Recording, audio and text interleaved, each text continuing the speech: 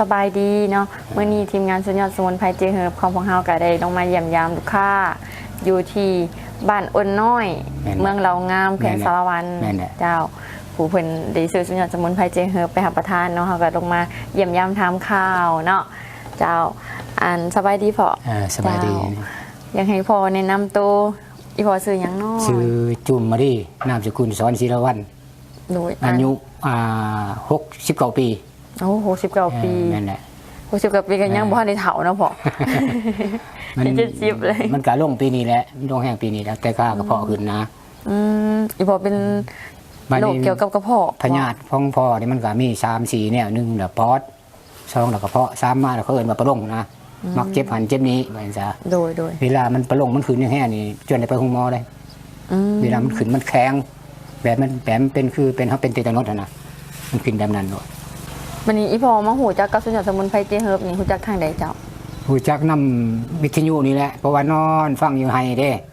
ฟังมันบอกว่าดีร้ายแนวนั้นแนวนี้บ้าตัวเองว่ามันแมนบอกก็ฟังมากก็เป็นแต่ทั้งนั้นแหละโดยว่านี่มันพญาตัวเองมันขึ้นแห้งเลยปะไปลองบางน้าตัวเองว่านะสั่งให้เมียไปซื้อบางนู่นนี่นอกบริเวณนอกมากเขาก็กินเม็ด2 แผ่นที่3นี่สีเดิมมื้อนี้แนวขาดไป2 เม็ดเด็กก่อนอาหาร15 นาทีอ่านเบิ่งในฟอยล์มันนะโดยในช่วงที่พอกินพวกทำอิฐนี่ก็หูซึกว่าดีขึ้นแล้วบ่หรือว่ายังบ่ได้หูซึกแต่ดีมันก็บ่ทันว่าเฮาสิฮู้จักว่าแจ้งแท้นะโดยแต่ว่ามันก็เปลี่ยนจักหน่อยโดยกระเพาะของเฮานี่แปลว่าเฮากินหลายปานใดมันก็บ่ขับบ่อั้งเด้โดยก็สิว่ามันสิถือกันนะโดยแต่ว่ามันผิดปกติมื้อนี้มันจะเจ็บแอวโดยเท่านั้นนะเจ็บแอวแล้วย่างเข้ามาว่าทำไมจะเจ็บแอวว่าซั่นมาฟังเบิ่งคือว่าบางทีมันจะเจ็บหันเจ็บนี้มันจะกระทบกับยาว่าซั่นนะสิลองฟังเบิ่งก่อนอยู่ในช่วงประมาณ1-3 แผง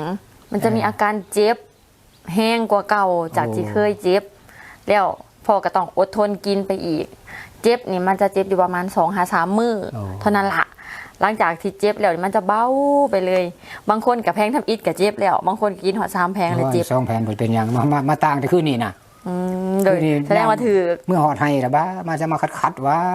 กินยังก็บ่ได้กินมันพิษวิชังตัวเองว่ะโดยกินเขากินแต่เขาต้มเด้เพราะว่าบ้านนี่ตัวเองผัดขาไก่แน่ขาไก่เห็ดต้มเขาเปียกกินโดยเพราะว่าคันเขากินเขาเนื้อมันอยากสิแน่นอาศัยกินเขาต้มเขาเปียกเอานะใส่ไก่นะแต่ว่าในช่วงที่พอกินนี่คือเรื่องของระบบขับถ่ายอย่างนี้คือปกติเนาะปกติอยู่โดยเพราะว่าถ้าผู้ที่มีปัญหาเรื่องโรคกระเพาะนี่บางคนเนาะบางเคสนี่ก็จะถ่ายนักผิดปกติแต่ว่าจะบ่เมื่อยเพราะว่ามันจะล้างลำไส้เฮาโดยเกี่ยวกับโรคกระเพาะถ้าผู้ที่เป็นโรคกระเพาะนี่บางคนก็จะถ่ายนักเบาตลอดนั่นนี่เบานี่ลังกินตำบินนี่จากเที่ยวได้คือ1-3-4 เทื่อได้เที่ยวเงี้ยวว่าซะแปลว่าถ่ายนักเขานี่แบบปกติอยู่โดยสะดวกดีนะแต่ก่อนมันอยากบิดได้แต่เฮาบ่ทันได้กินยาตัวนี้นะโดยมันจะบิดเฮาไปถ่ายเขาอภัยนำดูร้านมันเป็นกระป๋องกระแป๊ดว่าซะแต่เดี๋ยวนี้บ่หลังจากเฮากินยานี่ปกติแบบเฮาบ่เป็นหยังลำไส้เฮานะถ่ายยากเนาะแต่เก่าเนาะถ่ายยากอยู่แต่พอกินตัวนี้แหละก็ถ่ายง่ายปกติดีก็มันบ่สู่เจ็บบิดเจ็บหยังนะโดยแต่ว่าการกินเขานี่ถือว่าเฮาสิกินหลายปานใดก็ตามนั่นเทื่อนี่ข่อยกินดังเขากินยานี่นะก็บอกอันหมู่อยู่ซิมันยังกินเขาแท้วะกลางคืนข่อยก็ต้มเขาไว้เรื่อยเลยข่อยย่างยังได้ข่อยกินนะเพราะว่ากินเขาดูกินมันบ่ขับบ่อั้งเลยแต่ก่อนนี่เจ้ากินน้อยนึงมันก็อั้งเขาด้วยแน่นแล้วก็บ่อยากแน่นแล้วก็ไปกินยาไปโดดคันสันจะนอนบ่รับคันบ่กินยาด้วยระงับมันจังน้อยนะโดยเพราะว่าก็สิบ่เฮ็ดบ่อยากฟังอาการของยาโดยบางทีเฮากินยาไปนำเฮ็ดเวียกไปนำมันจะปวดหันปวดนี่มันสิเฮาสิติว่ายามันสิเป็นอะไรนะเฮาต้องพักผ่อนมึงมันคันผู้เจ้าว่ามันเป็นจังซี่เฮาจังคอยเฮ็ดไปนะจังน้อยก็สิว่าบ่เห็นคุณภาพของยาว่าเดี๋ยวโอ้ยบ่ดีดอกก็สิว่านะ